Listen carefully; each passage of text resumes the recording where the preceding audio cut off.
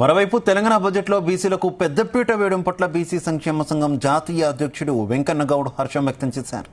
బీసీల అభ్యున్నతి కోసం 9,200 కోట్లు కేటాయించడం పట్ల కాంగ్రెస్ ప్రభుత్వానికి ధన్యవాదాలు తెలిపారు. హైదరాబాద్ బషీర్బాగ్ చౌరస్తాలో ముఖ్యమంత్రి రేవంత్ రెడ్డి చిత్రపటానికి బీసీ సంక్షేమ సంఘం నాయకులు పాలాభిషేకం చేశారు.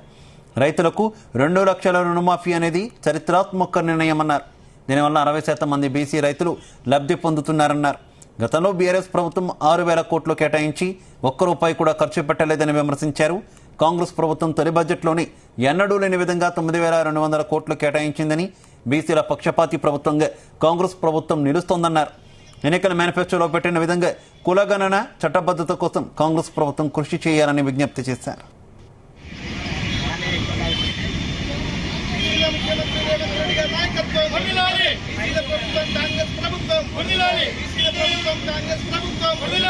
తెలంగాణ రాష్ట్రంలో కాంగ్రెస్ గవర్నమెంట్ ఏర్పడ్డాక ఎన్నికల మేనిఫెస్టోలో చెప్పిన విధంగా ఏకకాలంలో రైతులకి 2 లక్షల రుణమాఫీ చేయడం చాలా ఆనందదాయకం. అదేవిధంగా నిన్న ప్రవేశపెట్టినటువంటి కాంగ్రెస్ గవర్నమెంట్ వచ్చాక తొలి బడ్జెట్లో బీసీల సంక్షేమం కోసం గతంలో ఏ ప్రభుత్వం చేయని విధంగా గత ప్రభుత్వం 6,000 కోట్లు కేటాయించి ₹1 కూడా ఖర్చు చేయలేదు.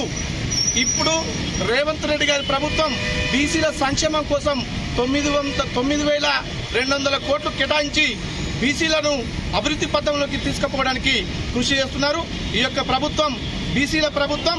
ఎందుకంటే గతం ప్రభుత్వం 6,200 కోట్లు కేటాయించినా కూడా ₹1 కూడా ఖర్చు చేయలేదు.